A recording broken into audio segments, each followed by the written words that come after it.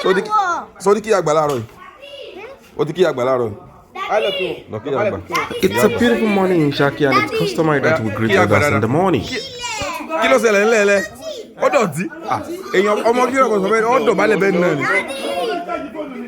So Natalia and great grandma need to settle their scores this morning because Natalia scolded Yakub yesterday and great grandma wasn't happy. What happened? Huh? Because Adam said something very bad, so I had to. She came to beg me. So it's time to visit my uncle, and my mom is helping Natalia to fix her dress. And guess what? These two women, I cannot come in between them. They are very close. Use your belt. We are now on our way, and I hope the children are not going to kill me with their questions. Aburo babami, aburo grandpa. Lẹ́yìn ìgbà yẹn ń bọ̀. Lẹ́yìn ìgbà yẹn a máa lọ sọ́dọ̀ bàbá ọ̀rẹ́ mi. Lẹ́yìn ìgbà yẹn ká mọ̀ lọ ilé. Ẹ lọ ṣeré. Ẹ ṣe ohun tó bá wù yín. Ẹ lọ sí bọ́mọdé òkú. Èmi ọmọ ohun tó bá wù yín kẹ́ ṣe lẹ́yìn ìgbà yẹn.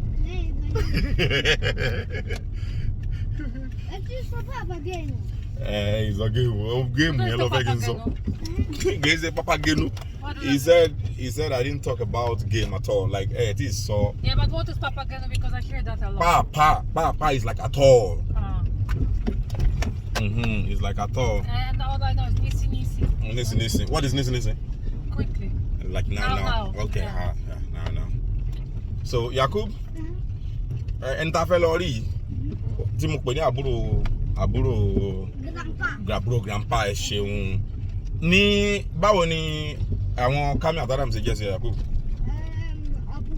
àwọn àbúrò rẹ̀ Kami Adam báwo ni Yakub ṣe jẹ́ sí ẹ̀gbọ́n yín bẹ́ẹ̀ ni àwa bí tẹ́lẹ̀ ẹ mọ̀ sọ mi àti wọn ti wá bí tẹ́lẹ̀. Okay, maybe you should do the recording. Oh. You? Why? I don't know.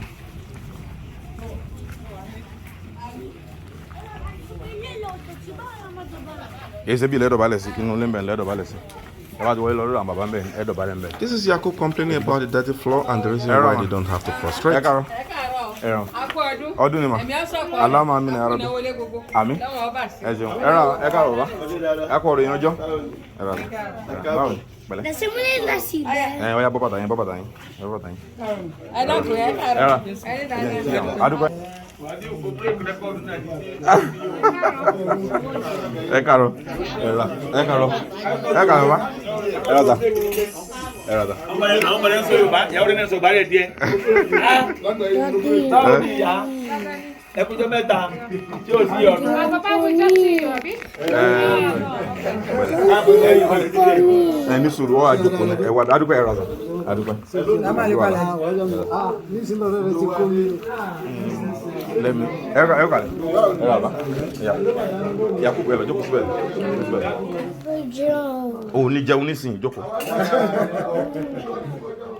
People are always teasing Natalia with Yoruba, and in this video they are trying to speak Yoruba to her. Let's see how she's going to respond.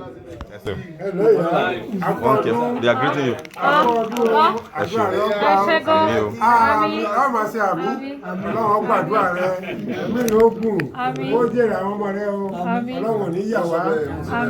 They said you will eat the fruit of your labor and your children. Yes.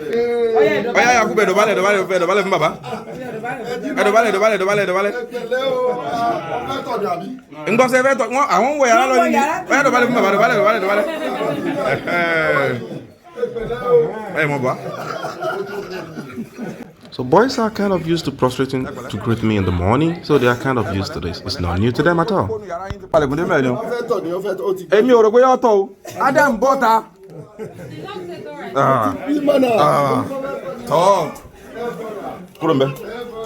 Adam,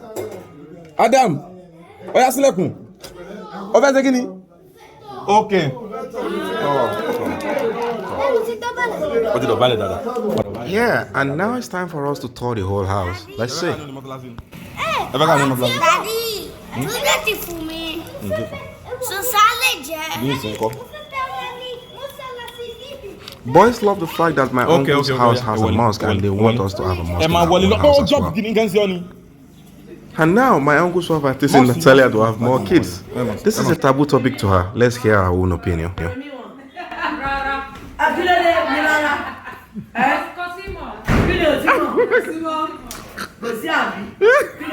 My mama no ask it. No. My mama no ask. No. She no ask. She no ask. Mama will you no ask? Yeah, I need to so. Yes, no. If my mama say opito, it's opito.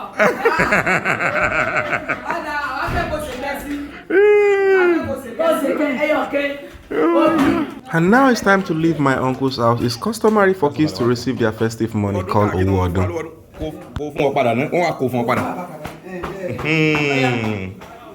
Owó kíni ni? Owó ọdún. Báwo lèyàn ṣe tán bá ṣe nǹkan fún yẹn tán bá ṣe dáadáa fún yẹn? Pẹ̀lú dọ̀bálẹ̀ ni. Oya jẹ́ ń dọ̀bálẹ̀.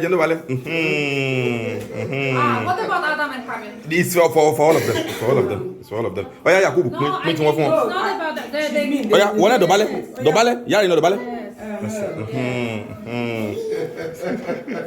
Okay. Welcome to Shaki, my beautiful hometown, where motorcycles are referred to by a variety of names, including Okada, Agbegende, and so many more.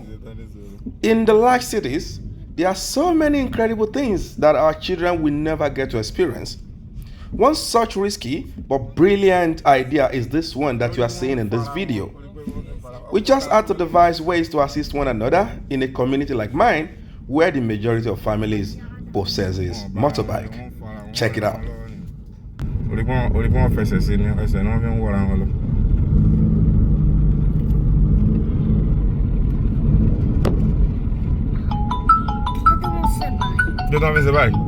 Torí pé ọ̀kadà tó wà lẹ́yìn yẹn ò ṣiṣẹ́, tíwájú yẹn ń ṣiṣẹ́, tíwájú ní ń fa tẹ̀yìn lọ́bẹ̀, ó ti rí.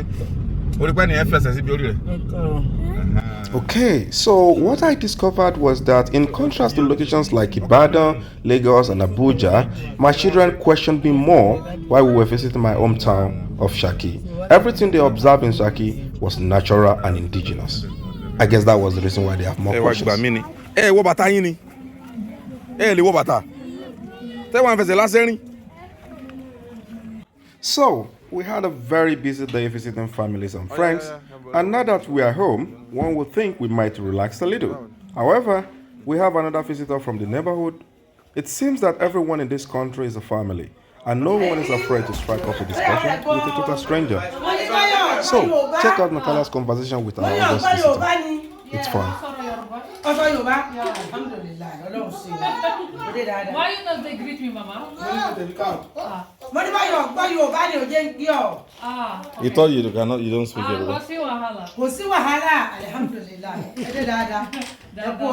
Yes. Amen.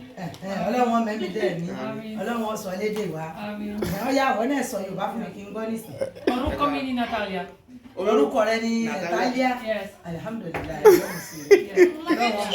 Mama Ibeji. Mama Abeji. When Iya Abeji. Yeah, Abeji. Yes. Yes. They want two more twins. Rara. Of course, be méjì báyìí. Kaye. Méjì báyìí ló kù ní. Kò sí wọn, Mama. Ó dàbọ̀.